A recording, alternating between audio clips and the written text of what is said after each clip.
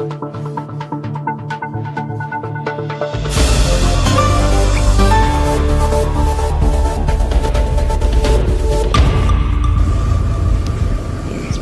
morning, ladies and gentlemen of the media. Let me say a special good morning to those listening and watching throughout the length and breadth of St. Lucia, and a special good morning to our listeners and viewers in the diaspora. This morning's press conference is meant specially to deal with the 2.5% health and security levy imposed by our government. And we will be speaking on that subject. Subsequently, we will be opening ourselves to the media should they have any questions that we may be able to answer. But to start off this morning's press conference, I will introduce Senator Harold Stanislaus, who will be the first presenter for the morning. So I hand over to Senator Stanislaus. A pleasant good morning to you, our viewers, our listeners, persons from the diaspora, our supporters, members, and of course our friends of the media. I take this opportunity to wish every St. Lucian all the best for this momentous emancipation season. On August 1st, St. Lucia joined what was once known as the British West Indies in celebrating our freedom from what I call man's greatest injustice to man. Today, I am deeply saddened that the Prime Minister and his government has chosen this time in the history of our country, a time of anemic economic growth, rampant violent crime, unprecedented and horrific number of murders, and crippling unemployment, to further burden the St. Lucian public with more economic and financial hardship. A time when a large majority of the people of this country are wrestling to feed their families and pay their basic household bills. A time when most parents are worried about finding the money to send their children back to school for this new school year. A time when most small businesses don't know how long they will be able to keep their doors open. A time when the undeterred, spiraling cost of living is causing havoc with household finances. As a responsible party, we cannot sit by idly and allow the government to continue along this destructive path. Today, we, the opposition, declare strident objection to this additional 2.5% health and security levy, which came into effect yesterday, August 2nd, 2023, on the heels of our historic Emancipation Day celebrations. What is the point of making such a big fuss over our freedom from the bondage of a repugnant slavocracy when at the same time this government is callously tightening the noose of economic and financial bondage on the people of St. Lucia? The implementation of this 2.5% levy by this government at this time is nothing but the action of an uncaring, clueless, inept, and totally out-of-touch government. We understand that every government needs resources to develop the country, but it cannot be that every time this Labour government gets into office, the first place they seek additional financial resources is to dig deeper into the pockets of an already overburdened population, the same people they claim they would put first. St. Lucia, this government is not putting you first, it is putting you worse. A prudent government would not only look for other ways to raise additional monies, but would also explore ways to conserve and cut unnecessary spending to make way for priority areas. Is it a priority for the government to increase consultancy fees from $81 million to $122 million? Who does the government need to pay? They have increased consultancy fees by a whopping $41 million. Is this a slush fund for jobs for the boys and girls? Is this to create an account to pay back those who funded this government's election campaign? The government projected $33 million of additional revenue from the implementation of this new levy. If the government needs more money to take care of the affairs of the country, why did it not keep consultancy fees at $81 million, the same as it was in last year's budget, rather than increase the fees to the consultancy friends, family, and cliques by $41 million? If the government had done so, this would have made an additional $41 million available for the health and security sectors. This simple act of prudent financial management would have resulted in an additional allocation of $8 million more for the vital, yet deprived healthcare and national security sectors, without having to delve into the pockets of an already impoverished people. This government, like previous Labour governments, is guilty of having its priorities upside down. Is it a priority at this time for the government to spend $1 million to repair a house in Washington, D.C. for an ambassador who is the wife of a senior member of the Labour Party? This is the same ambassador who took the previous government to court for wrongful dismissal and lost, but has been reinstated by this Labour administration. Is it a priority of this government to increase government rental expenditure by $5 million while allowing the price of bread and bus fares to go up on the poor people of this country? Why didn't the government use that $5 million to continue to subsidize flour and fuel to ensure that bus fares and bread did not go up? The Prime Minister has allocated $5 million to his office for a distress fund. No one but them knows how this fund operates. No one but them knows who qualifies to access it. And no one but them knows the process for accessing these distress funds. Couldn't the Prime Minister have allocated at least half of that money towards purchasing toilet paper and medication for our hospitals, which are always out of such basic necessities? This tax will be the death blow for the parents preparing to send their children to school next month. As a direct consequence of the government's implementation of this 2.5% levy, already struggling parents will have to dig deeper to pay for shoes, uniforms, bags, ribbons, socks, and other school supplies. This speaks to what is the priority of the government. We all agree that health and security is and should be a priority. However, there is no justification for the implementation of the 2.5% levy because there is no program or project in the estimates of revenue and expenditure in this financial year that focuses on either. The Prime Minister, in announcing the advent of the new levy of 2.5%, led Parliament and the country to believe the new tax was earmarked for the health and security sectors. However, the Chamber of Commerce, in the deliberations with the technocrats from the Ministry of Finance, discovered that the funds raised by the levy will go directly into the consolidated funds, totally contrary to what the Prime Minister led Parliament and the country to believe. Does this mean that there is no special allocation for either health or security? I would like my colleagues on the other side to please clarify. As I said earlier, a close scrutiny of the estimates of expenditure and revenue reveals that there are no new projects or programs within the two departments to justify the tax. For example, there is no additional allocation for judges or magistrates to help relieve the backlog of cases in our court system, nor for the refurbishment of our courts. Is it true that the magistrate court in Vieux Fort has been closed for over 2 years? Is it also true that the court is closed because it requires refurbishment?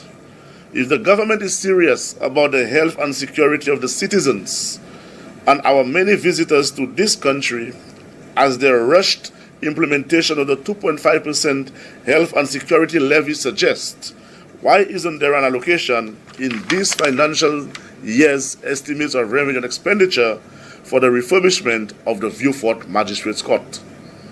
There is no allocation for the hiring of additional police officers, no money allocated for the full operationalization of the forensic lab. One would have expected that a competent government would have made an allocation to remedy the perennial shortfalls in these critical departments from the windfall derived from the collection of the health and security levy. Where is the allocation for the Border Control Agency to stem the inflow of illegal guns, drugs, and the victims of human trafficking into our country? Where is the money for additional scanning machines for our ports of entry?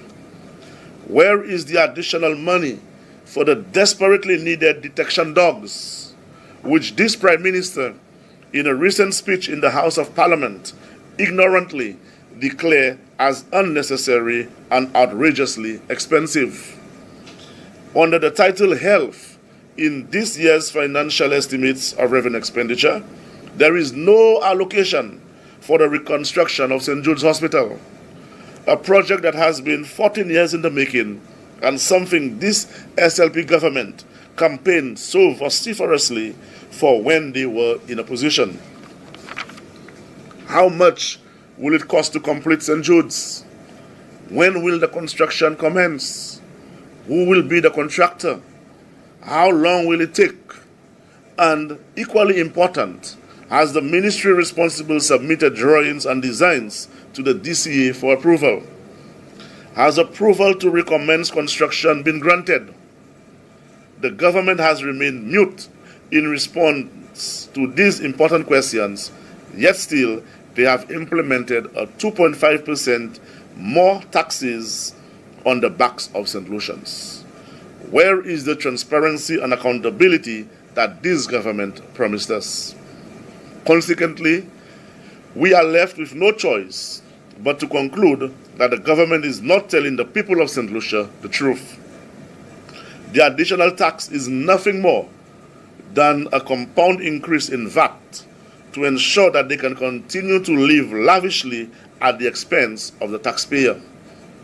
They need money to continue to hire their friends, family, and comrades. It is amazing that we, the people of this country, are asked to make these enormous sacrifices while this government increases the allocations to hire their friends, family, and consultants. We are asked to tie our waist and to dig deeper into our empty pockets while they have increased every area of unnecessary spending to protect their victory. They refuse to cut the fat pork out of the bloated and dismal functioning operations. I conclude by saying that the government of the United Workers' Party would never put an additional tax on the backs of St. Lucians in a time like this. We believe in lightening the tax burden on the people of and businesses in St. Lucia whenever it is possible. We did so in our last term in office. We reduced the VAT from 15% to 12.5%, and had it not been for the financial and economic fallout of the COVID-19 pandemic, we would have implemented further reductions in various areas to further ease the burden for St. Lucians. We would have continued to explore creative ways to fund government projects, including infrastructural projects, as we did with the National Road Rehabilitation Project, the Hiwanora International Airport Redevelopment Project, and so many others. We would have continued to subsidize flour to ensure that the price of bread did not go up in this time of high inflation and escalating cost of living. We would have never increased the price of gas to $17.95 per gallon and keep it at $17 even when the cost of a barrel of Brent crude oil on the world market has decreased appreciably. St. Lucia boasts the ignominy of having the highest price of fuel in the Eastern Caribbean. This is a heartless and uncaring government, St. Lucians. They care only about protecting the victory and not the people of this country. Their policies on crime have failed. Their policies on social activities, social interventions have failed. The health policies have failed. The economic policies have failed. We do not support this tax, and we ask the government to reconsider this abomination. We have been informed that the Manufacturers Association has written a letter of complaint to the Prime Minister. Is it because he failed to keep his promise to them? It is very clear that this government is not ready to govern.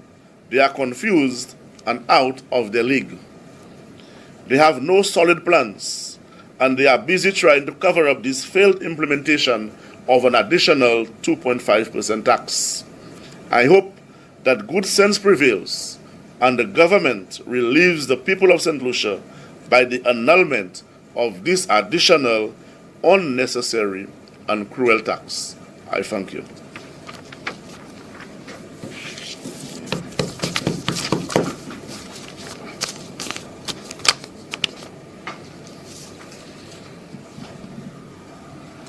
Thank you very much, Senator Stanislas. And as we continue, let me say this.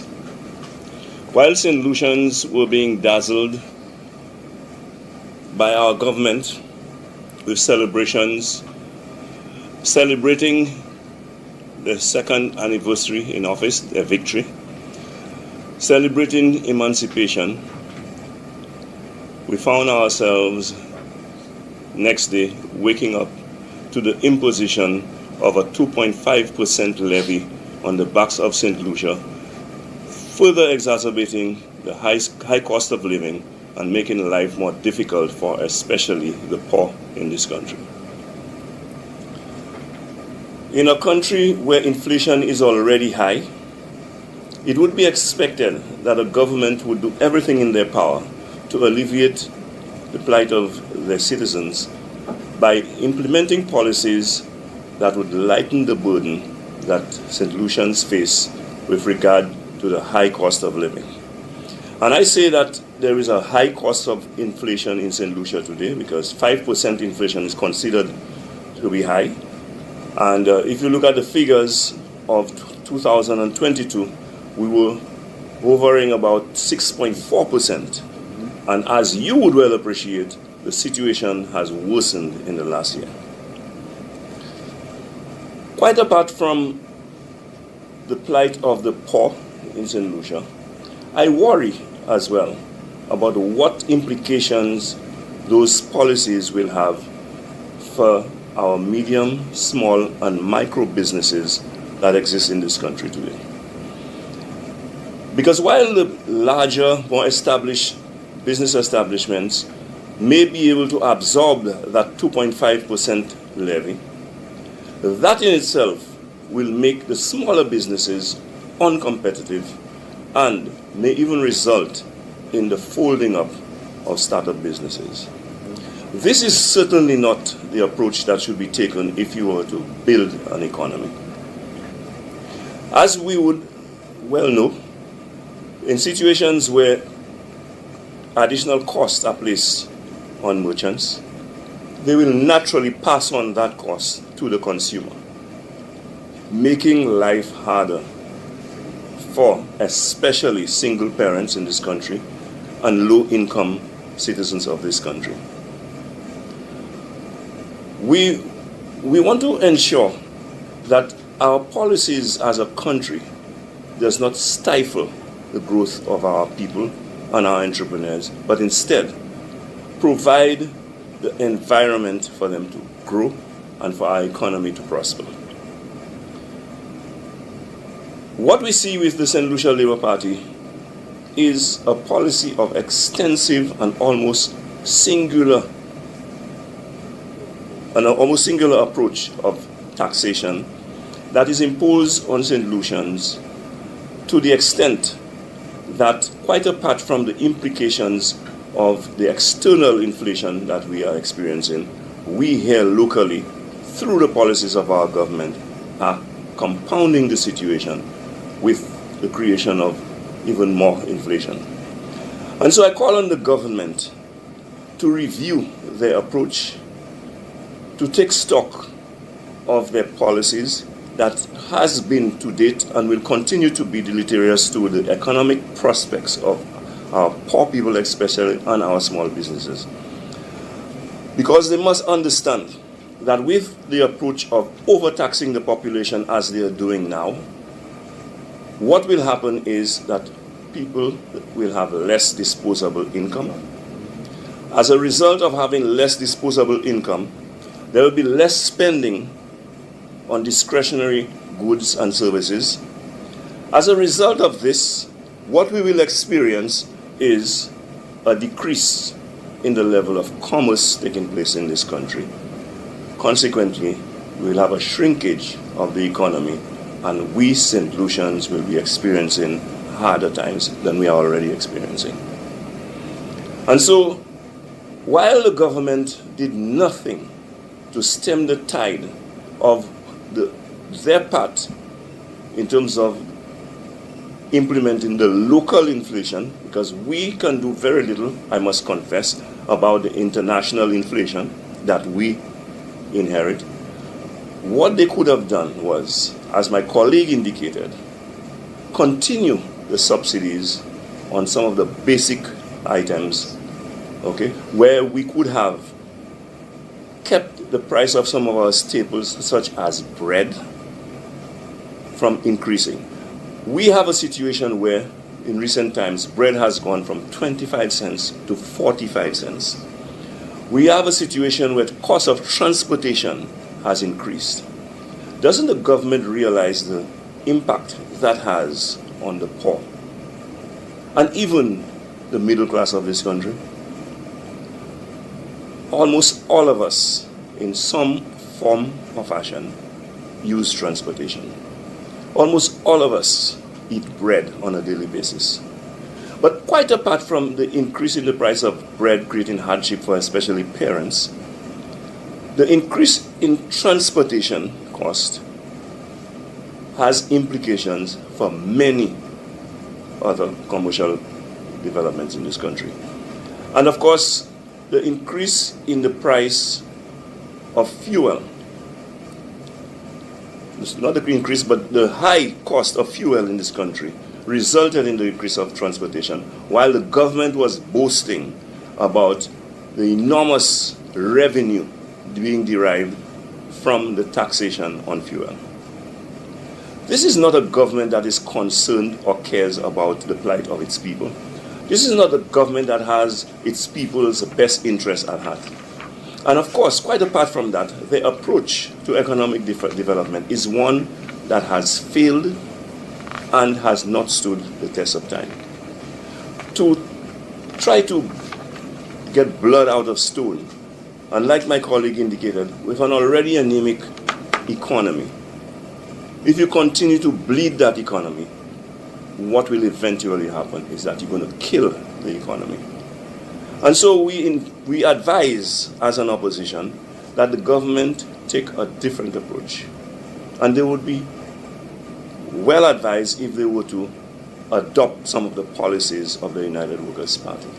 As you know, when we were in office the last time, as opposed to the 2.5% increase in taxes that we are experiencing now, the United Workers' Party government reduced the VAT by 2.5%. That is what you call a caring government, with an approach that is more beneficial to economic growth than what is being done now. What we saw was that we put more money, disposable income, in the pockets of the average man, which resulted in more spending, which resulted in more business, which resulted in growth of the economy, which resulted in a better quality of life for St. Lucians. And so with a United Workers' Party government, what you will experience is a government that will seek to expand the economic base of St. Lucia with a view to growing the economy and resulting in a better quality of life for St. Lucians, especially poor people and small businesses. So we call on the government given the fact that St. Lucians are already suffering from the staggering high inflation that we are experiencing, do not exacerbate the situation. Do something to alleviate our plight by reversing that onerous, burdensome tax that they have just imposed on St. Lucians. And St. Lucians, do not lose focus. Because while you are being lured into all kinds of celebrations and fetes, you are being impoverished daily. That's right. by the policies and programs that they're sneaking on you as they continue to make your life worse off, and they continue to make the country regress. The government should focus on ensuring that St. Lucians are protected rather than focusing on protecting their victory. We are already living in fear for our safety in this country. And with the imposition of this tax here now, with the conceivable implications that it will have on poor people and small businesses, I can imagine the fear that people will have now for their economic survival. The United Workers' Party once again call on the government to do the right thing.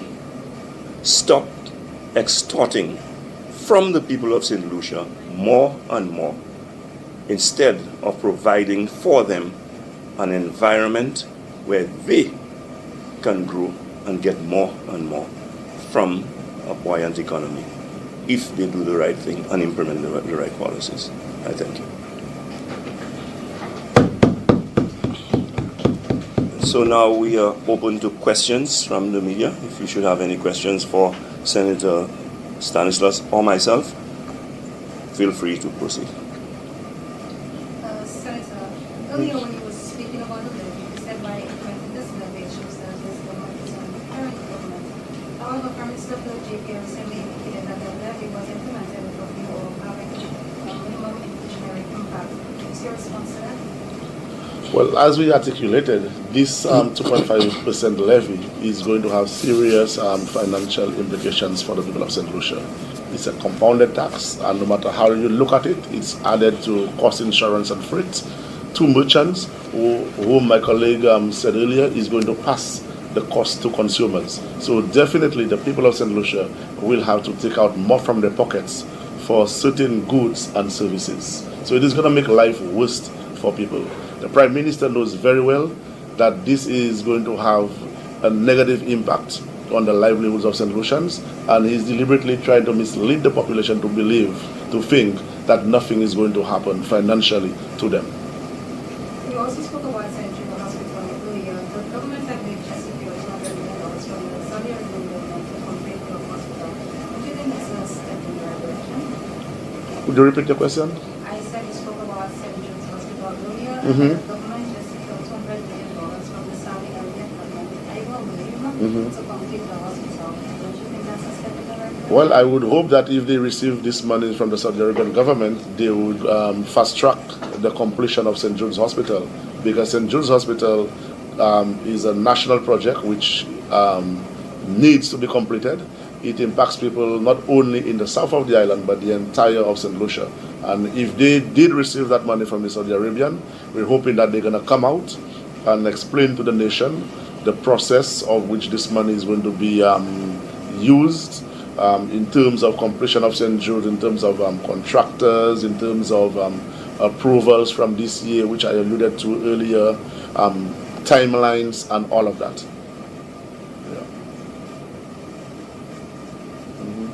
My question, yesterday the government inked the deal finally between them and GPH for the $42 million project for the rehabilitation of the Podcasters and so forth.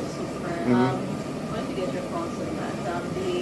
Pretty much from what I've read and learned, it hasn't changed much from what was said previously, so they're still going along with just the expansion and the renovation of Oxford. Right. Well, we're hoping that the government, which touted accountability and transparency so much during their time in opposition, would now come out and tell the St. Lucian population, especially the constituents of Soufrière, what is in this deal which they have finalized with GPH. However, the United Workers' Party, we still hold the view that the best approach would have been to develop Port Vieux-Fort into this home porting facility, which would have a significant economic impact for the entire southern quadrant of the population. With this agreement, we know that we've lost control of Port Castries and Port Soufrière for 40 years, as well as Port Vieux-Fort. So it is important that they come out with all the details in the agreement so that the people of St. Lucia will know exactly what's in there. If I can just make a comment here as well. You see, the hypocrisy of the St. Lucia Labour Party is rife. I mean, whenever we engage foreign investors to participate in developing St. Lucia, investing in St. Lucia, there was always this talk about foreigners and selling our patrimony and all of these things. Mm-hmm. Here is a government that has literally given away one of our prime assets to foreigners. For 40 years. For 40 long years. Okay, many of us sitting here will not live to see 40 years, or further 40 years. Mm-hmm. And this, I think, is an ill-advised, ill-conceived move on the part of the government, because here we are where we know this is a definite cash cow, a profitable enterprise that the St. Lucia government and people could maximize the profits and benefits of such a project. And like my colleague said, in development, you don't just arbitrarily engage in development. You develop with a global, overall long-term view where the best possible position is taken for the benefit of the entire country. And as indicated, a home port at Vieux-Fort for cruise ships would have benefited St. Lucia in tremendous ways. I mean, let us not forget, as a home port, I want St. Lucians to understand that as a home port, the people would have to come to St. Lucia to catch the cruise line, which means that they would at least overnight here a couple of times, coming and going, which means that taxi drivers would benefit, restaurant owners would benefit, hoteliers would benefit, bars would benefit, and so on. Now, that would bring a lot more business to St. Lucia than the move that was made there. Not to mention, we have lost control of our prime assets, our ports, to the extent that my understanding is part of the agreement is that nothing should be done with the Vieux-Fort ports for 40 years. I mean, just think about it. This is a government who were up in arms against Cabot. Okay? And the hypocrisy of that government, they marched, they demonstrated, they protested against the project. But today, that is one of the projects that they tout as an achievement. They drink champagne and and they are busy drinking champagne and toasting the opening of the project. And so we have to bear in mind when people seek to deceive for the sake of power. And we have seen it in many different forms by this current government, the deception of this current government and the double standards of this current government. I think this is another area, again, where the government should reconsider that move. And since they are so patriotic as they made us believe when they were in opposition, show their patriotism by not relinquishing some of our prime assets to foreign companies and rendering us absolutely out of control of what really belongs to us. Talking about patrimony, preserve that. Yes. Any more questions? All right. Thank you very much, ladies and gentlemen. Thank you. Have a blessed and wonderful day. Thanks a lot to all of you from the media. I want to thank those of you who are listening to us live on social media, especially those of you in the diaspora. We invite you to continue to keep abreast with what's happening. We as an opposition will keep you informed, and we will take the necessary stance in the interest and the benefit of the people of St. Lucia. We know you are concerned about what happens at home, and you have an interest in what happens at home, so we will be keeping you informed. You can also give us your feedback as well, so that we can, benefit from your ideas as well. Thank you.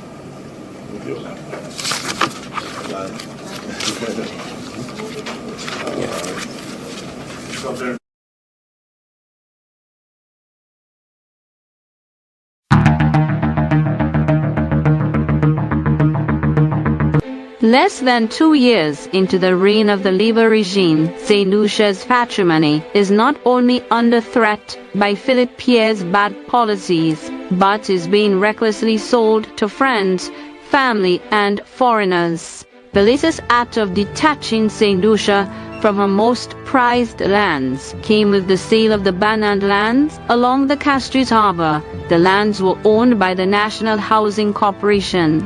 In 2013, the 2.5 acres was valued at about $70 a square foot for a total cost value of $7 million, proving to be a valuable asset for the state.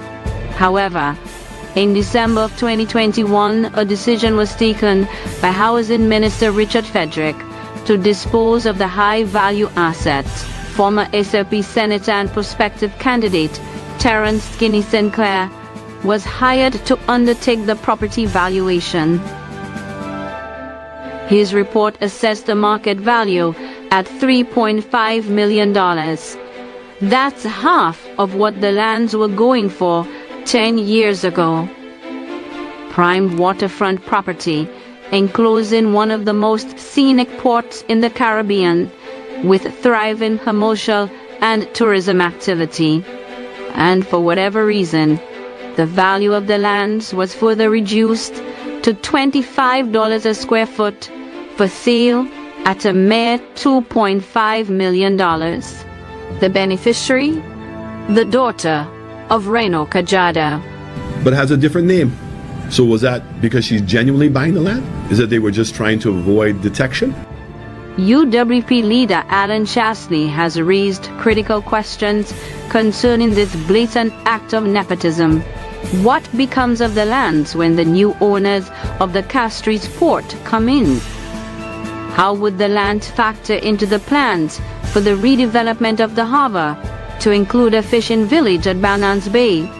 Would the now owners sell it off for a hefty profit? Why were the lands not kept for national development?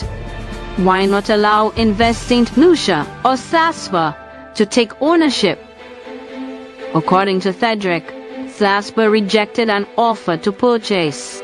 But where were Prime Minister and Minister for Finance, Philip Pierre, Investment Minister Ernest Delaire, and Infrastructure Minister Stephenson King? So you're telling me it was offered to them and neither one of them saw it fit to cause SLASPA to go ahead and buy the land? Instead, the Minister of Housing said that there was no response from SLASPA. Why wasn't the land offered to invest? Who is the Minister of Invest Solution? Isn't it not Ernest Hilaire? Is he not the district rep for that area? You would think that after spearheading the investment by GPH to fix up Banans, that would be a natural expansion, area of an expansion, and that by getting invested to buy it, give them the opportunity to make sure there was a proper development in that area. None of these people said anything. The National Housing Corporation has become a pawn in the games that Richard plays, with a board too intimidated to challenge him. Chairman Mikey Pilgrim and Deputy Chairman John Peters have for years purported themselves to be men of integrity, but today sit idly by, aiding and abetting Richard Frederick in his deeds. There was a property purchased at the bottom of the chaussee for $1.8 million. And the person they purchased the land from is the lawyer on the National Housing Committee. No question. Nobody sees anything wrong with this. We have no problems with it. This is not innuendo. These are facts that you can go and check for yourself. Go down to the registry. Wake up, St. Lucia. This is just another example that Pierre is putting you worse. It? Yes. It it should be completed by 2028. With the details. Ready? At what cost? At what cost and what works will happen, what is gonna, So details. basically, they received a loan from the Saudi Fund for Development for $75 million to reconstruct the old St. Jude's. They're going to reconstruct the old St. Jude's. They're going to have it enhanced for climate resilience. They're going to reconstruct the eastern, southern, and western wings. They're going to rehabilitate the stadium, and all of that to be completed by 2028. The hospital as well, but by 2028? Well, they said the hospital as soon as possible. That's the Prime Minister's exact words. As soon as possible. And is the stadium included in that $200 million? Yes. Okay. They're saying they have a 5-year grace period, and they're also saying that there's an act of God clause in the loan stating that if there is a natural disaster, that they don't have to pay. They don't have to pay, or additional time will be given. Well, So we need more detail on this. yeah. Well, he did not specify. And the length of time of the But he loan as said well. The length, they did not give the length of time of the loan. the And interest rate and all of that. The interest rate at 2%. An interest rate of 2%. So, what is your reaction? Well, we do not have all the details on what the arrangements are because I have not heard for myself what the Prime Minister has articulated with regard to what the arrangements are. But if that is the case, first of all, I want to express our gratitude to the Saudis. And I am hoping that this inept government that we have here makes the best use of the funds, the resources. And talking about wastage, the wastage really came when the government abandoned an almost completed new hospital that was designed and built for purpose. It was actually designed and being built to be a hospital and went back to an archaic building that is not suited for a purpose, and they are now going to spend that money on this building that will never be a state-of-the-art hospital. And as we know, as of now, there are all kinds of problems already being experienced in terms of electricals, in terms of plumbing and all of that. They have not even gotten approval by planning. So we are saying it is not too late, given the resources, that the funding that will be provided by the Arabs, that money be used to complete the almost completed state-of-the-art hospital that the United Workers' Party had begun for St. Lucians, and which would cost less of cost to complete, and the balance be utilized to upgrade the stadium. We are also interested in knowing how long it will take the government to complete those projects as well. Okay. Well, what is your reaction to Prime Minister Philip J. Pierce saying that after a study there was no reason for those original buildings to be abandoned? Well, I don't know which study he is quoting, but there are studies that clearly indicated that there were problems, there were limitations and restrictions as a result of the fact that that building was not suitable in terms of space, height of ceiling, the plumbing, the electricals, and all of these things. There were clearly cited problems that would cause restrictions and make a state-of-the-art hospital be prohibitive if you were to go to the old hospital. On the contrary, the new hospital was being built and designed according to the needs and the requirements of St. Lucia as a hospital. And I think that is what St. Lucians deserve, and that is what St. Lucians should get.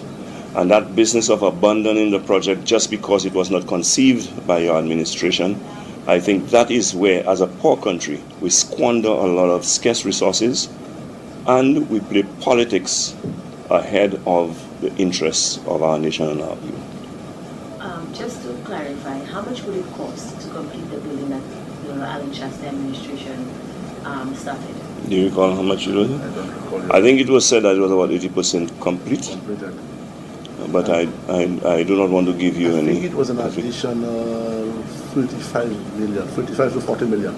Okay. Yes. But it because- certainly was nothing in the region of $200 million. Certainly not. Sorry, it was an additional approximately 40 million. And let us remember, after having spent all of that money, you see, it's like taking my Samurai, and you can do all you want with it, it will never be a Rolls Royce. That is what we are experiencing now. One last question from me. The Prime Minister applauded former Prime Minister Stephen King for having the foresight not to abandon the old building. Is that the truth? Did he? What was the policy of the Stephen King administration when it came to the rehabilitation of St. Louis? Well, at the time, we were being given a grant by the Taiwanese government, and they would have provided the contractors to refurbish and complete the burnt building. That's the original building, and that's what was being considered. However, for some reason, we changed course. For some reason that Stephen King would be best be able to divulge, we changed course, and the offer was not accepted, and it was not done. However, with the Alan Chasney regime, it was felt that if we are going to build a hospital, we might as well build a modern hospital, a state-of-the-art hospital that would provide for St. Lucians the best possible health care. I mean, you were looking at a hospital, it would even have a helipad, would have all kinds of facilities for dialysis and, all of those things. And then the intention was that we would refurbish eventually the old building. And we were looking at possibilities, included among them having it as a university, for facilities for a university hospital where training could be done. And of course, the hospital itself would be an asset for that university hospital, where it would benefit both the school and the state, given the fact that we would have those interns working at the hospital. I think, these are the kinds of plans, these are the kind of programs that the United Workers' Party had in mind that would benefit St. Lucians and make our situation far better. Even when you look at the health insurance, what is being done now, as opposed to what we were doing. I mean, we were going to implement, universal health care to St. Lucians, but we provide $75,000 coverage. That in itself would cover most major operations, okay? And it would be funded, yes, by the working class and the government, because those who couldn't afford, the government would come in and pay for them. Now you have a government who is telling you about health insurance, but what are we seeing? Another bluff. Life expectancy in St. Lucia is about 73 years, but they're providing free care to 80-year-olds. So in other words, what they're saying to you, they don't expect to provide any care for you. That's just a bluff. Because very few St. Lucians will live to see 80 years. So that is not even a program that will be implemented or be of any significance. Okay? Pregnant mothers and so on. Of course, that's ensuring that you do the bare minimum. Over the years, okay, I recall at one point, back when Ashanti sung about St. Lucia population, we had some 4,000 babies being born a year. It is less than 2,000 now, and decreasing. So, what really are they doing for St. Lucians? The bare minimum. That is not what we call healthcare. Healthcare is not a selective thing. I cannot choose not to be sick. All of us are prone to illness, so there should be coverage for all of us. And that is what the United Workers' Party had in mind, and that is how the United Workers' Party approach things in a wholesome, holistic, universal way. And that is the difference between Labour and UWP. Thank you very much.